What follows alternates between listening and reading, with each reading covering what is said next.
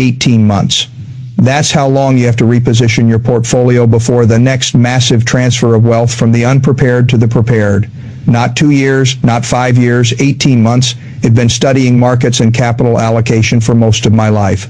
I've watched bubbles inflate, pop, and quietly poison people who thought they were diversified when they weren't. I've seen smart, disciplined people lose decades of progress because they trusted comforting narratives instead of understanding cycles. And right now, every serious signal I follow is flashing red. We are late in a debt cycle, not early. Not middle late. People like to believe the economy is chaotic, that it's driven by news headlines, elections, or whatever the market feels like doing on a Tuesday morning. That belief is comforting because it suggests randomness. But the truth is less comforting and far more dangerous. The economy is a machine. And like every machine, it runs on a few simple forces that repeat over and over, whether you pay attention or not. There are 3 of those forces. The first is productivity. Are we producing more value per person this year than last year? If yes, the economy grows. If no, it stalls. Productivity is slow, incremental, and mostly invisible, but it's the foundation of everything. The second force is the short-term debt cycle. These cycles last 5 to 8 years. Credit expands, people borrow, asset prices rise, confidence builds. Then inflation shows up. Central banks raise rates, borrowing slows, spending contracts, and eventually something breaks. Rates come back down, and the cycle starts again. That's why recessions happen with such regularity. They're not accidents, they're maintenance.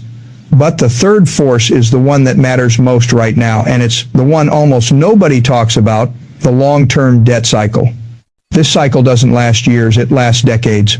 Over time, governments borrow a little more, corporations leverage up, consumers take on more debt. At first, it all seems manageable because growth covers the interest costs. But eventually, the debt pile becomes too large. You reach a point where you can't service it honestly anymore. You can't grow your way out. You can't refinance at lower rates because rates are already low. And when that happens, you're at the end of the cycle. That's where we are now.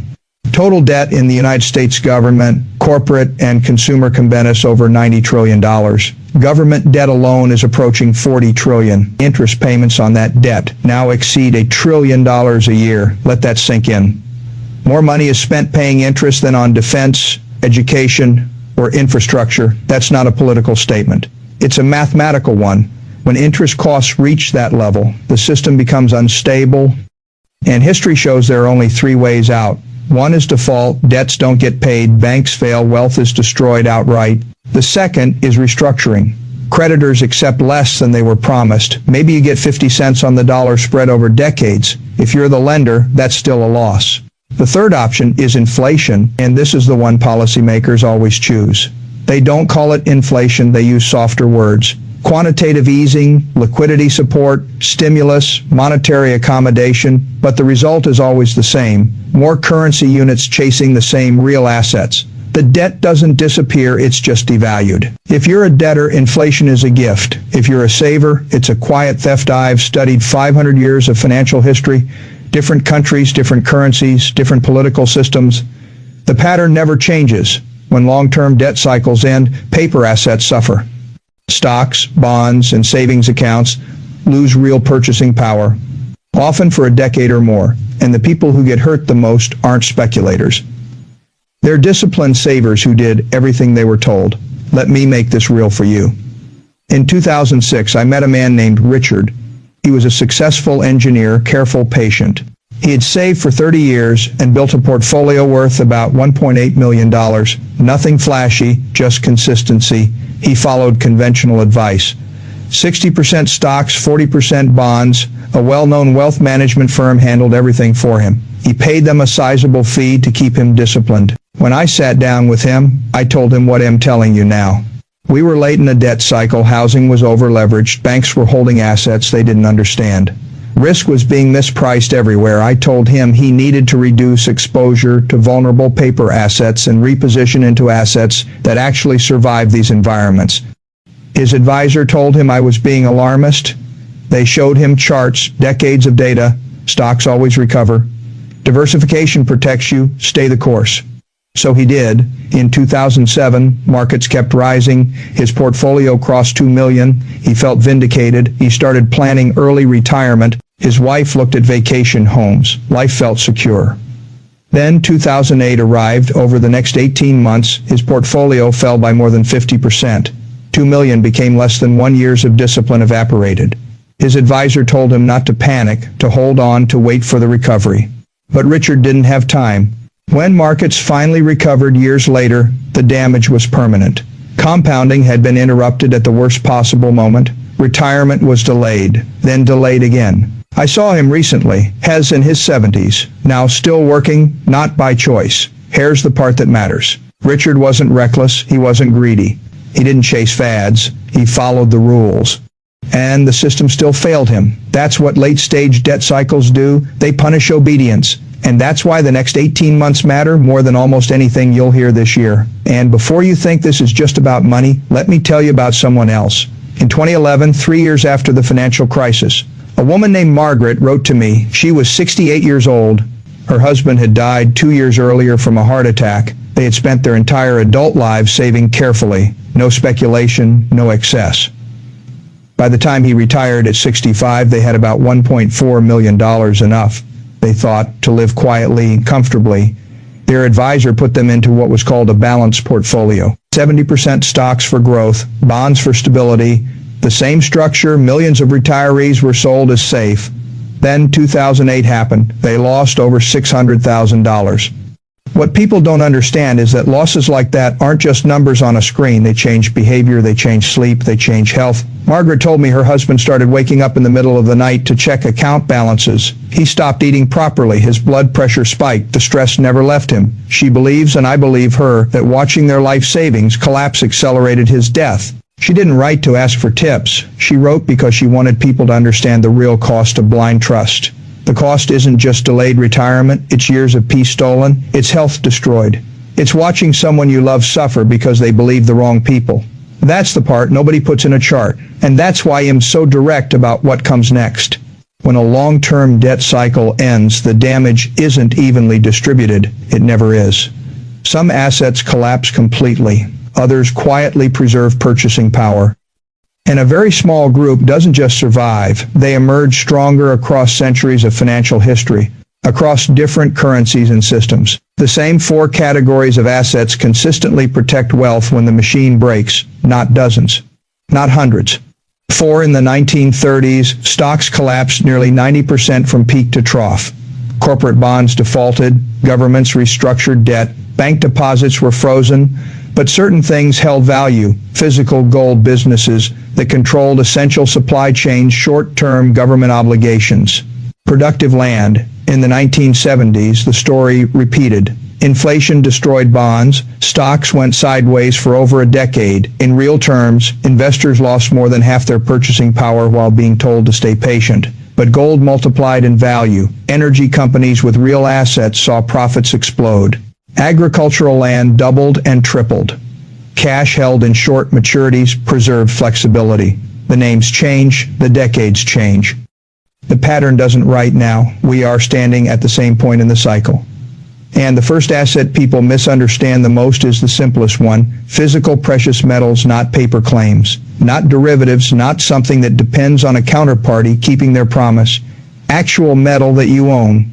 Gold has no cash flow. That bothers people. They say it doesn't produce anything. That's true. And it's also the point. Gold isn't an investment in growth. It's an insurance policy against monetary failure. Every time a currency has been destroyed, gold has survived every single time. In the 1970s, gold went from $35 an ounce to over $800. That wasn't because gold changed. It was because the currency did. In the 2000s, as central banks expanded balance sheets, gold quietly compounded while confidence eroded. And recently, the market has started to price in stress. Again, not fear, stress. Gold and silver don't protect you from volatility. They protect you from stupidity.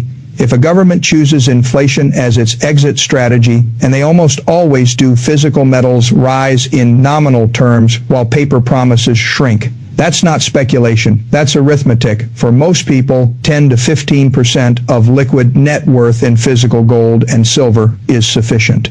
Not because you expect collapse tomorrow, but because you prepare for outcomes you don't control. Insurance always feels unnecessary until it isn't. In good years, gold will underperform equities. That's fine. You don't complain that your house insurance didn't pay out when your house didn't burn down. You're grateful it was there. And ownership matters. Exchange, traded products, mining shares, and synthetic exposure all introduce risk you don't need. When stress rises, correlations rise, paper claims fail precisely when protection is needed most. The point is control. You want assets that don't require permission. The second category is more subtle, and it's where many people make mistakes. Businesses with real pricing power, not growth stories, not index exposure. Actual businesses that can raise prices faster than inflation without losing customers.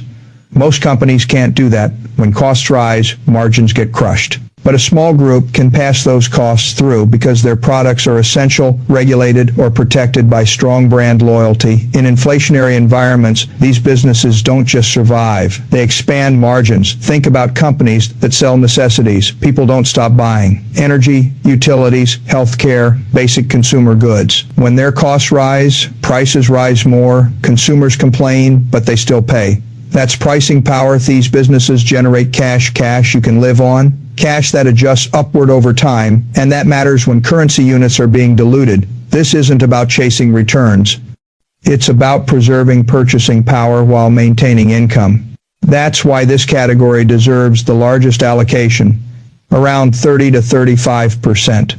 Not because it's exciting, because it works. And when you combine physical protection with businesses that adapt to inflation instead of being crushed by it, you start building something most portfolios don't have: resilience. And that brings us to the third category, which most people dismiss as boring right up until the moment it saves them: liquidity, short-term government securities, cash equivalents, instruments that mature quickly and don't expose you to duration risk. People underestimate how valuable liquidity becomes during stress. When markets break, prices don't fall evenly. They gap, assets trade far below intrinsic value because sellers need cash and buyers are afraid. That's when fortunes are made, not by intelligence, by availability. In every crisis I've studied, the winners weren't the ones who predicted perfectly. They were the ones who had dry powder when everyone else was forced to sell. Short-term instruments don't protect you from inflation perfectly, but they give you something far more valuable: optionality, and optionality is power. When panic arrives, you don't want to be deciding what to sell, you want to be deciding what to buy. That's why this category deserves 20 to 25% of a serious portfolio in late cycle conditions. And once you understand that, the fourth category becomes obvious: assets that produce something real. Not paper claims, not promises, things that generate food, shelter, energy, or essential services, productive land, infrastructure, income, producing real assets. These assets share two critical traits. They generate ongoing income, and they are finite. You can't print farmland. You can't create shelter without labor and materials. Demand doesn't disappear when currencies weaken. If anything, it becomes more urgent. That's why real assets behave differently. When debt cycles unwind, they don't depend on confidence. They depend on necessity. And when you combine all four categories, you're no longer betting on forecasts. You're positioning for reality. The question now isn't whether the cycle ends, it's whether you're prepared when it does. Most people make a fatal mistake at this point. They hear this analysis and assume the only logical response is to sell everything, buy gold, and sit in cash waiting for the world to end. That's not discipline. That's fear dressed up as intelligence. And it's just as dangerous as blind optimism. This isn't about predicting the exact moment a crisis begins. Nobody can do that. Markets can stay irrational longer than you expect. They can rally even as the foundations rot underneath them. That's why timing-based decisions destroy people. They force you to be right twice, once when you sell. And again, when you buy back in, almost nobody manages that successfully. The correct approach is systematic repositioning. You don't abandon markets. You change your exposure to risk. You reduce dependence on fragile structures and increase exposure to durable ones. You shift from assets that require confidence to assets that function without it. The first step is brutally simple, and almost nobody does it. You open your portfolio and look at every position honestly, not emotionally, not defensively.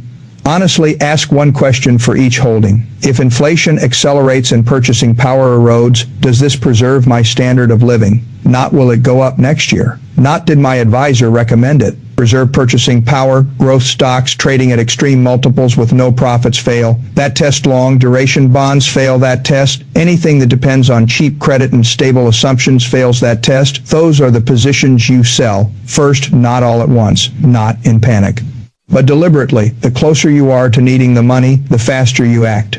Time is the variable most people ignore. A 35-year-old with 25 years ahead can reposition gradually. A 58-year-old planning to retire in 7 years cannot. The math doesn't forgive delays. This is where discipline matters more than conviction. You don't wait for headlines. You don't wait for confirmation. By the time confirmation arrives, prices have already adjusted. You create a plan and execute it regardless of noise, month by month, position by position. You start by building protection before chasing opportunity. The first thing you establish is a base layer of monetary insurance, physical precious metals, not as a trade, as a permanent allocation, something you buy and then stop thinking about. You don't obsess over price movements. You don't try to optimize entries. You acquire it methodically and store it securely. Its job is not to excite you. Its job is to be there when nothing else works the way it's supposed to. Once that foundation exists, you move to income resilience. This is where businesses with pricing power earn their place. You're not buying stories, you're buying behavior. Companies that have proven across multiple cycles that they can raise prices, maintain margins, and keep paying owners. Dividend history matters here, not yield chasing, consistency. A company that has increased payouts through recessions, inflation spikes, and rate shocks has demonstrated something far more important than growth. It has demonstrated control. These businesses become the stabilizers in your portfolio. They don't eliminate volatility, but they anchor income. And income is what allows patience when markets become irrational. Next comes liquidity. This is the part people struggle with emotionally. Holding cash feels like doing nothing. It feels lazy, it feels like missing out. But liquidity is not an opinion, it's a weapon. When credit tightens, when forced selling begins, when assets trade below value because fear overrides logic, liquidity becomes rare, and rarity creates opportunity. You don't hold liquidity to earn returns, you hold it to buy returns later. That distinction is everything. Short maturities matter because long durations expose you to rate risk precisely. When rates are unstable, you want instruments that mature quickly and return capital on your terms. Flexibility beats yield in late cycle environments. And finally, you add exposure to real production assets that produce something people cannot stop needing: food, shelter, energy, transportation, infrastructure. These assets do not depend on financial engineering. They depend on human necessity. They won't always outperform in booms, but they rarely collapse in busts. And in environments where currencies weaken, their income streams tend to rise. This is how portfolios survive transitions, not by brilliance, by structure. Now here's where most people sabotage themselves. They start this process and then stop halfway. They buy some protection, they trim some risk, and then markets rally. Headlines turn optimistic, friends brag, advisors reassure. And slowly, quietly, they reverse course. They convince themselves maybe the danger has passed. This is how cycles trap people late. Cycle rallies are designed to restore confidence just before it's punished. They reward hesitation and punish preparation. They make prudence look foolish until it suddenly looks prophetic. You cannot allow short-term performance to override long-term positioning. This is not about being right this quarter. It's about not being ruined over the next decade. The people who survive debt cycle endings don't feel smart along the way. They feel early. They feel cautious. Sometimes they feel wrong, until they're not. There is a moment in every cycle when the narrative changes violently, when liquidity disappears, when correlations converge, when assets that were diversified suddenly fall together. That moment doesn't announce itself politely, it arrives abruptly. By the time most people act, they're reacting. And reaction is expensive. That's why systems matter. You don't rely on feelings. You don't rely on headlines. You rely on rules you set when you were calm. Rules about allocations, rules about risk, rules about when to rebalance. A system protects you from yourself because fear will tell you to sell at the bottom. Greed will tell you to chase at the top. Hope will tell you to hold things that no longer deserve capital. A system doesn't care how you feel, and that indifference is its strength. If you do this correctly, something interesting happens. You stop needing to predict outcomes. You stop worrying about forecasts. You stop checking prices obsessively. You know your portfolio is designed to function across regimes, growth, inflation, stagnation, crisis, not perfectly, but survivably.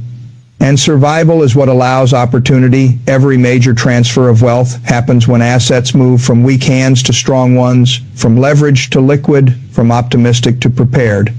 We are approaching that point again, not tomorrow, not next week, but soon enough that ignoring it becomes reckless. Most people will do nothing. They always do. They'll tell themselves to raise more time, that it's different this time, that authorities won't allow pain, and then pain arrives anyway. Preparation doesn't guarantee success, but lack of preparation guarantees vulnerability. The next stage of this cycle will not reward cleverness. It will reward structure. And structure is built now quietly while it's still uncomfortable to do so. Here's the part very few people want to hear. Most of the damage in a debt cycle collapse is not caused by the collapse itself. It's caused by delay, by the hesitation between knowing and acting, by the belief that you'll have time to respond once things are obvious. You won't. By the time the crisis is obvious, prices will already reflect it, liquidity will already be gone, the exits will already be crowded, and the people who waited for certainty will discover that certainty is always expensive. This is why I keep coming back to the same window. 18 months, that's not a prophecy, it's a margin of safety, a recognition of where we are in the cycle and how long these final stages typically last before stress becomes unavoidable. Sometimes it's faster, rarely is it slower. We are already in stage 7 of an 8-stage process. Credit growth has stalled. Interest costs are biting. Governments are running structural deficits with no political appetite for restraint. Central banks are trapped. They can't raise rates much without breaking something, and they can't cut aggressively without reigniting inflation. That's not opinion, that's constraint. And when institutions are constrained, they choose the path that spreads pain quietly rather than visibly. Inflation does that. It doesn't look like a crisis at first. It looks like annoyance, higher prices, smaller packages, lower quality, slower service. Over time, it compounds into something far more destructive. It erodes purchasing power year after year while pretending nothing dramatic is happening. That's why people underestimate it. And that's why portfolios built for stability in disinflationary environments fail so badly when the regime changes. This is not about pessimism. It's about adaptation. Capital allocation is not morality. It's survival. You don't get rewarded for loyalty to outdated frameworks. You get rewarded for understanding when conditions change and adjusting accordingly. Let me be very clear about something. This is not an argument against owning businesses. It's an argument against owning the wrong kinds of businesses at the wrong time. It's not an argument against markets. It's an argument against assuming markets will protect you simply because they did in the past. History doesn't repeat exactly, but it rhymes closely enough that ignoring it is negligence. Every generation believes their cycle is different. Every generation believes innovation has changed the rules. Every generation learns eventually that leverage still matters, debt still matters, and human behavior hasn't evolved nearly as much as technology. The people who come through these periods intact all share one trait. They act before they feel comfortable. They don't wait for permission. They don't wait for consensus. They don't wait for advisors who are structurally incentivized to keep them invested. No matter what, they take responsibility. And responsibility means accepting that no one will protect your purchasing power except you. Not the government, not central banks, not pension formulas, not glossy brochures filled with historical averages.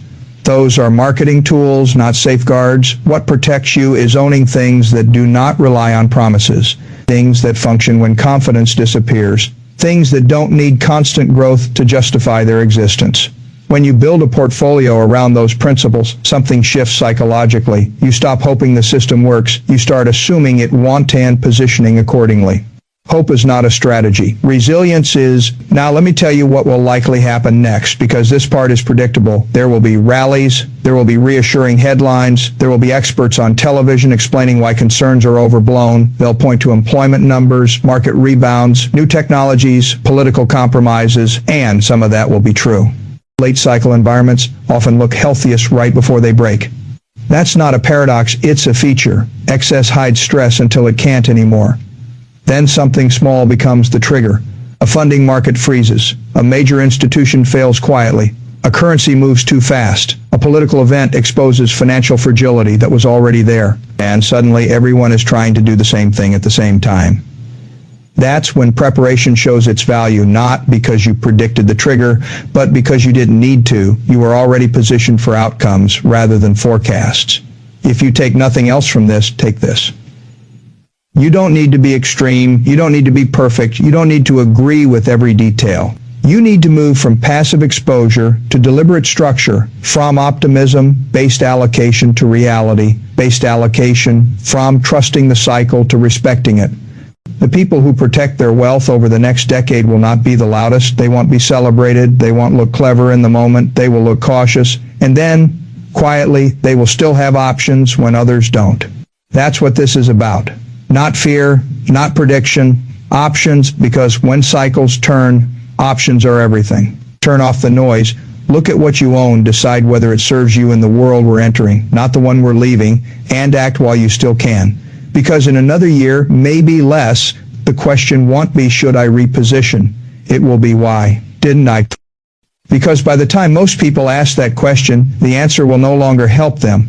This is how every major wealth transfer unfolds. Not with a sudden announcement, not with a clear starting gun, but with a long period where doing nothing feels safer than doing something, where delaying feels rational, where the cost of preparation feels visible, and the cost of inaction feels theoretical, until it isn't.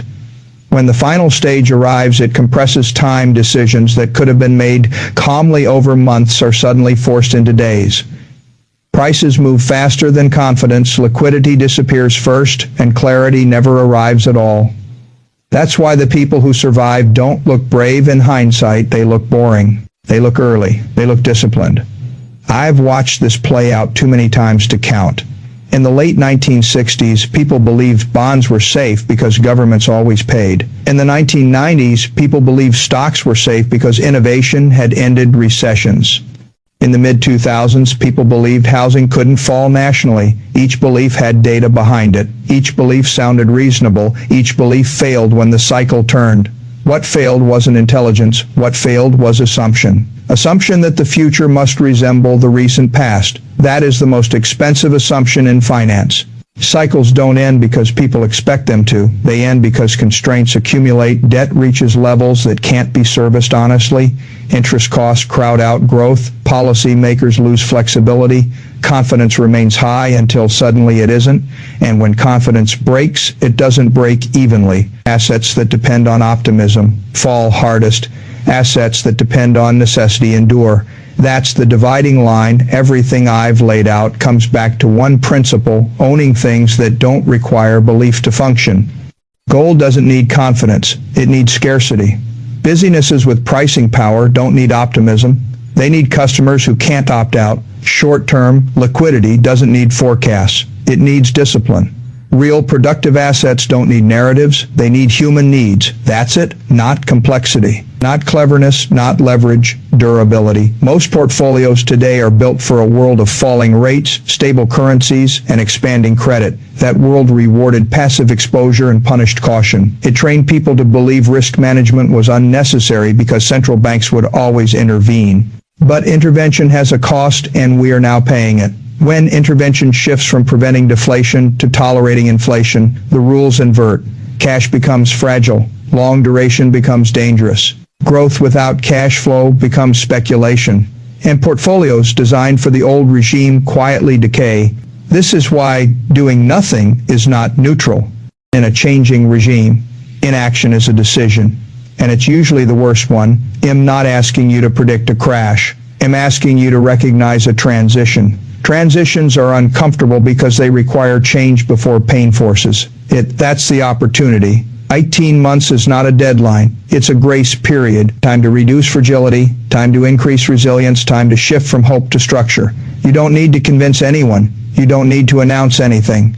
You don't need to argue with advisors or friends. You need to quietly realign your capital with reality. Start small if you must, but start protect first, optimize later. Because optimization without protection is how people lose everything efficiently. And understand this, once you've repositioned properly, you stop needing to fear outcomes. Inflation, recession, market volatility, none of it disappears. But none of it controls you either. You regain agency. You regain patience. You regain options. That's the real return. Not a number on a statement. The ability to act when others can't. The ability to wait when others panic. The ability to buy when others sell because they have no choice. That's how fortunes are built quietly, and that's how they're preserved. Most people will hear this and do nothing. Not because they disagree, but because acting feels uncomfortable, because change feels risky, because waiting feels easier. Until waiting becomes the risk. When this cycle completes, there will be two groups. Those who spent this period adjusting and those who spent it reassuring themselves. Only one of those groups will have flexibility. Only one will have choices. Only one will look back on this period with relief instead of regret. The window is still open, but it is closing. What you do next will matter far more than what you believe. Act accordingly. If this message resonated with you, type the word position in the comments. It tells the algorithm this message matters, and it tells me you're serious about protecting your future. Subscribe if you want clear, rational thinking about money, investing, and financial freedom without hype, fear, mongering, or get rich quick nonsense. Share this video with one person you care about, because the cost of being early is discomfort. The cost of being late is regret.